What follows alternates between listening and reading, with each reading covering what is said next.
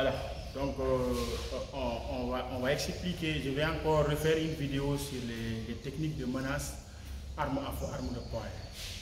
Donc des fois les gens disent que c'est pas possible, certains disent que la technique n'est pas efficace. Voilà. Maintenant, il faut comprendre que quand on a dit menace, une menace, c'est-à-dire qu'il n'y a pas encore, le gars qui te menace n'a pas encore l'intention de tirer sur toi. Donc il te menace. C'est des techniques de défense contre menace, pistolet, menace, arme à feu. Et à courte distance, et à partir de menace, la distance compte. Parce qu'une menace à cette distance recule, ça ne va pas marcher. Quand on parle de menace, c'est cette distance que quand le gars il pointe l'arme, il est là. On parle de ces menaces. Maintenant, il arrive des fois la menace peut être à une distance encore beaucoup plus longue. Et dans ce cas, c'est moi qui dois jouer mon rôle pour le pousser à s'approcher.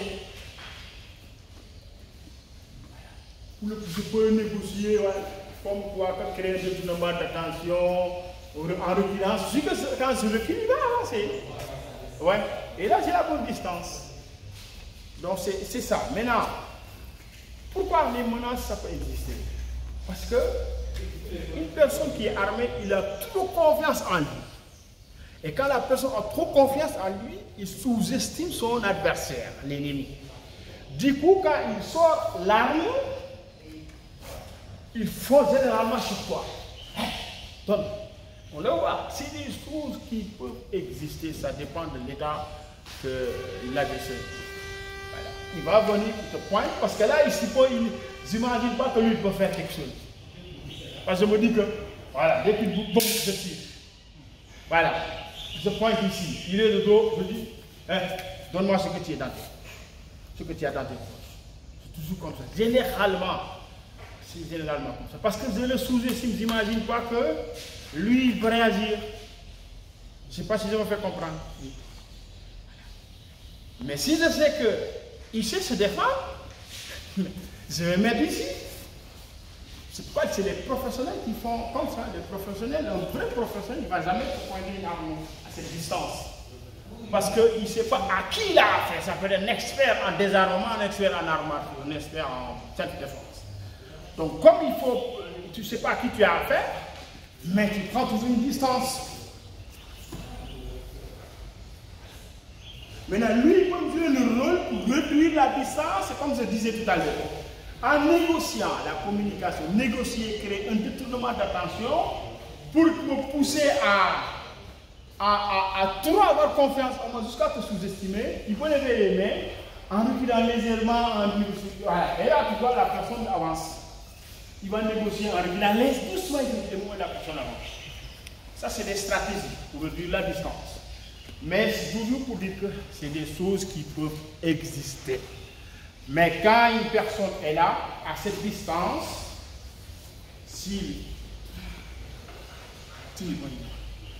personne ne peut se défendre contre une arme à feu qui est à cette distance.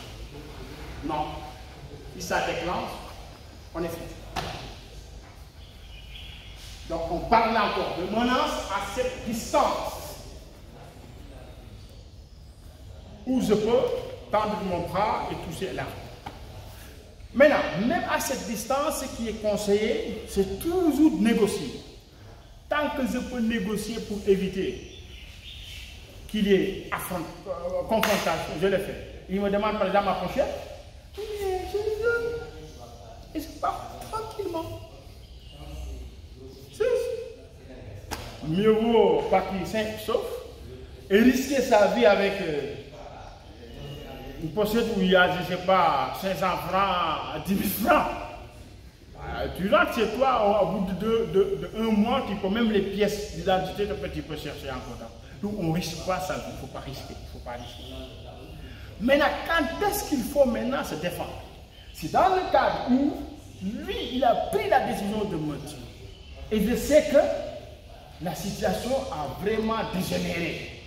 Il est remonté, il est nerveux, il est en colère. Je sais que là, soit je fuis, il tire sur moi, il suffit qu'il a pris la décision de tirer sur moi, de me tuer.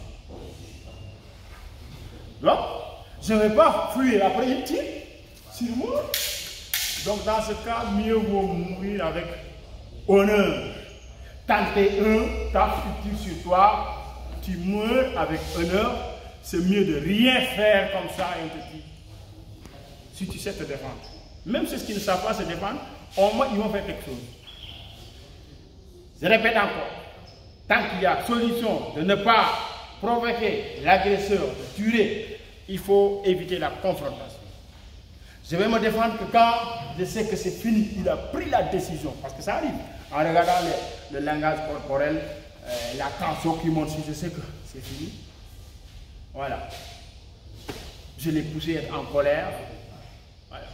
Je sais qu'il est voilà, un professionnel, je vois, dès qu'il met l'index dans le... Là, je sais qu'il a pris la décision de tirer. C'est en ce moment que je ne vais pas dire que bon, est-ce que je vais continuer à négocier? Si je laisse la bavarde et tout, il peut tirer sur moi. Il est ici, il est collé en colère, il peut tirer sur moi. Il m'a mis pas. C'est à ce moment que je vais essayer de m'en sortir. Je ne sais pas si vous comprenez les techniques de menace pistolet, c'est ça globalement. Bon, maintenant, on va faire les techniques. Donc, je suis là. Une menace. Supposons, la première chose que je dois faire, il faut rester calme. Si on a peur, ça ne marche pas. Il faut rester calme, mais aussi, il ne faut pas le pousser à être en colère. Il ne faut pas déclencher la colère de l'adversaire qui le peut, la colère de l'adversaire, de l'agresseur. Il ne faut pas déclencher sa colère. Donc, soyez vraiment calme, négociez, communiquez avec lui pour créer un détournement d'attention. Détournement d'attention, c'est-à-dire qu'il est là, il m'a pointé l'arme. Mais dans sa tête, il passe à autre chose. Exemple, il me demande de lui donner la pochette. Je peux lui dire, mais s'il vous plaît, d'accord, je vais vous remettre. Je viens de la banque, je viens de retirer mes 500 000, mon salaire, vraiment je vais vous donner et vous me libérez s'il vous plaît. Mais en disant ça, il va penser automatiquement à l'argent. Donc, c'est-à-dire que 70% de sa concentration sera sur pochette et les 20, disons 10% ici. C'est ça le détournement d'attention. Mais quand je lui dis, je ne vous donne rien du tout, là je déclenche, mais je m'en fous, vas-y, et je déclenche sa colère. Et là, la personne, quand il est trop nerveux, il se contrôle lui, il n'est plus, il tire. Donc, quel est le détournement d'attention? Excusez-moi. Moi, je dis, calmez-vous, d'accord. Je viens de la banque, je viens de retirer mon salaire. Vraiment, voilà. J'aimerais vraiment que vous me pardonnez. Il va dire, donne-moi. Ok, donc je vous donne, il n'y a pas de problème, je vous donne, vous me laissez partir. Il va prendre. Allez, remettez-moi ça. On sort par terre. Remettez-moi la pochette. Mettez la pochette par terre. Reculez, reculez, reculez. Ah. Exemple, c'est un exemple aussi. Ok. Voilà, donc, je répète, nous ne sommes pas des experts ni des spécialistes à ça. Sauf que le domaine où nous évoluons, qu'il soit dans le système CODEF, dans la sécurité, ça demande. Mais on n'est pas des experts à ça, quand même. Il y a des spécialistes. Voilà, donc, on essaie juste de partager le peu de connaissances qu'on a avec vous. Donc, la technique. Bon, maintenant, on va passer aux techniques. La technique, c'est quoi? Donc, il faut toujours, si je décide de me défendre, de dégager, je sortis d'abord de la ligne de tir. Et là, il va essayer de tirer dès que je bouge. Dès qu'il entend que dès que je bouge, il tire. Voilà. Il faut éviter ça. Donc, on ne va pas bloquer ici.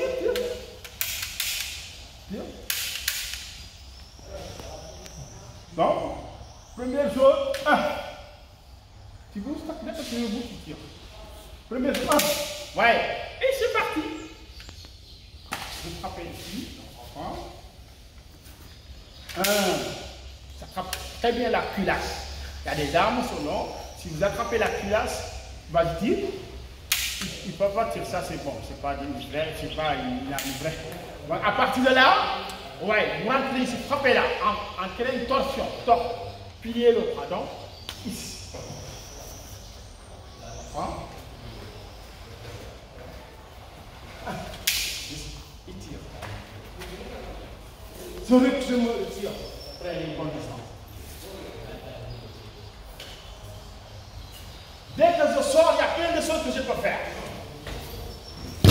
Dès que vous sortez, vous pouvez faire plein de choses.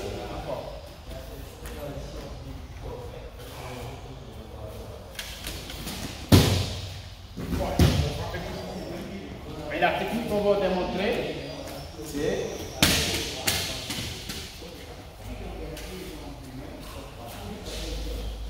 détournement d'attention, négociation.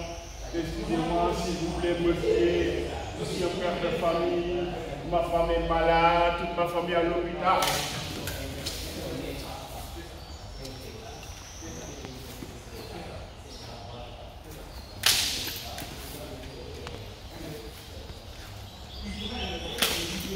Maintenant, qu'est-ce qui va vous donner la rapidité? C'est la détente. Si vous êtes tendu, ça va faire ça. Ça bloque le corps. Il faut que vous soyez relâché. Parce que c'est ça qui va donner l'explosivité.